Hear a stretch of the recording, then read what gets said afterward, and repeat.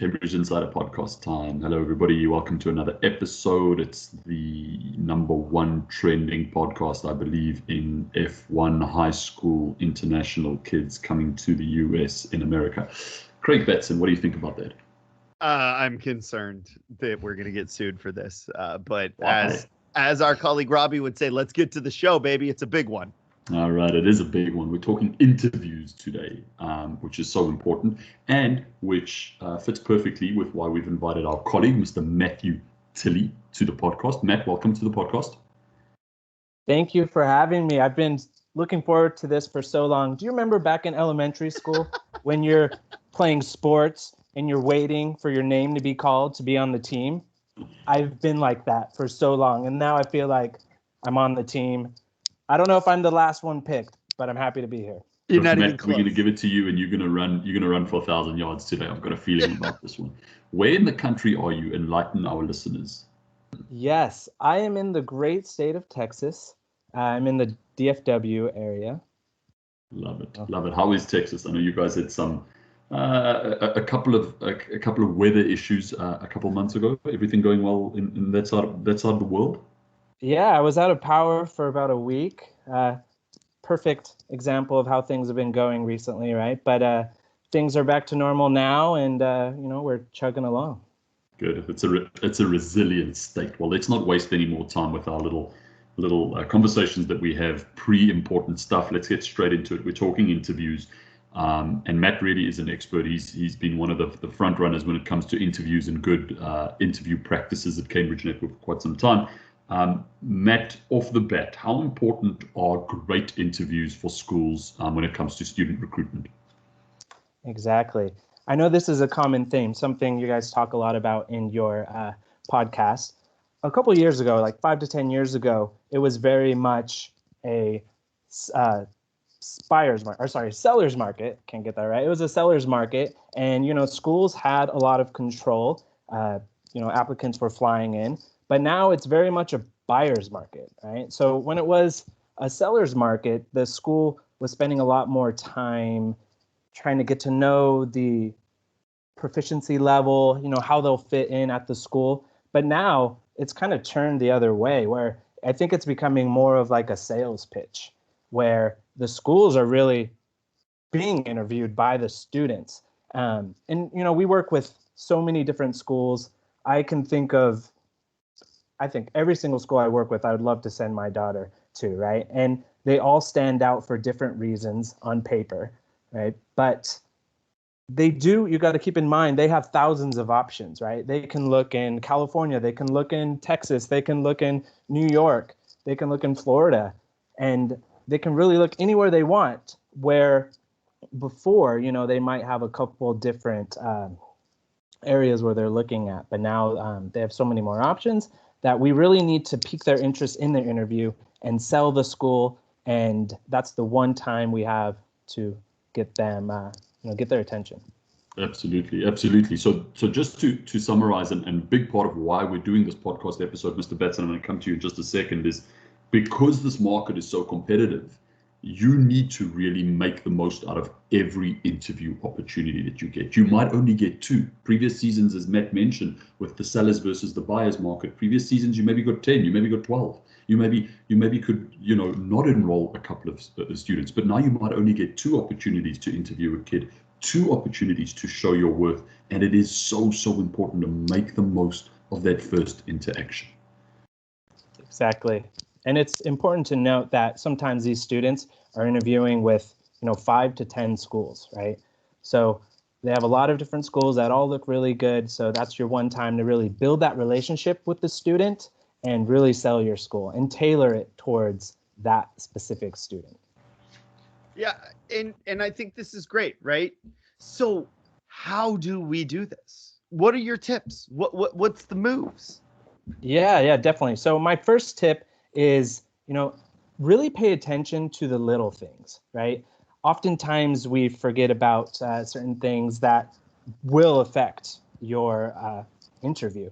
For example, we hear a lot from agents and parents about very little things that turn them off of an interview. For example, the location. if you're sitting on your couch interviewing them, that's something that they're looking at. That's something they pay attention to. They're even looking at what the interviewer is wearing, right? Are they wearing professional attire? Are they wearing a hat, something like that? No offense, Craig. I like your hat. And also, are they eating in class or in the interview? They want their undivided attention during that interview. So just really pay attention to the little things. That may seem kind of silly, but I've seen schools lose students because of very minor things like that. And I think this is a really, really interesting idea from an overview standpoint of the differences between America and China. Is I think in China, and I love China and I love it very much, but when I go to China, I wear a suit basically everywhere we go, right? Because that's what's expected of somebody offering a service. But the parents, they are in pajamas. Sometimes they're in sweatpants. It's a much more relaxed customer versus service provider. And that's what we are in this scenario of a service provider. And we have to show off that we have this big atmosphere and we care and we believe in it. And part of that is dressing nicely. And as much as I hate that is part of it, but dressing nicely, showing up on time, being in your office.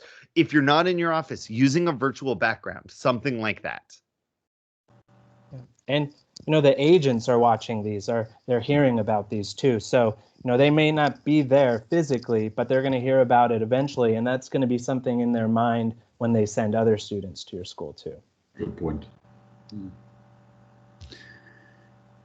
Yeah, and I have heard that complaint a number of times. I mean, way too many times to count of that.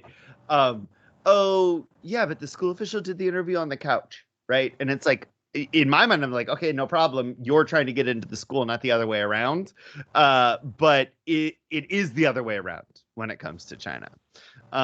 Okay, so that's one good tip. Take it seriously. Do you have another one that we could throw down? Yeah, definitely. It kind of ties into what I've been saying, but really work on building the relationship. And that can start from the very beginning. Carefully look through the application and get to know your student. I know sometimes the applications might not line up with how the student is, actually, but try to find out as much as you can, and definitely talk to your program manager and anyone else you can to kind of learn a little bit more about the student and their interest. And then tailor that to your interview. So say, for example, they like robotics, come prepared with robotics material, the programs, talk about the classrooms. If you have a teacher that could stop by, So I think really just build that relationship and tailor it to that specific student. Yeah, and I think that's great, right? Like the idea that the interview is not just 15 minutes, right? It's not 10 minutes. It is the whole experience that you are in. This is something that we talk about a lot in webinars, is that that we need to treat admissions as a full service cycle and not just as something that happens to us. So these are awesome tips. And so I want to say, look, people want to know more information about this. How can they improve at their interviews? Is there a way that they can? Yes. I think that's something that with Cambridge, we've been working hard to offer more services where we can help people prepare and improve their skills so that they can, get more students. So definitely check out our Cambridge Enhanced Marketing Program. Craig, I'd love for you to talk a little more about that and, what we can offer them as well. Yeah, and I think that's great, right? As part of the Cambridge Enhanced Marketing, we do a lot of hard things. We provide translation for you. We do marketing live events. We work with your team to update your flyers, make sure everything's good, put you on Juhu Live, do webinars, do all these things. But one of the soft things that we do give you is the opportunity to sit down with us and say, hey, can you talk me through interviews? And, maybe you say, hey, Craig, why don't you come watch me conduct this interview?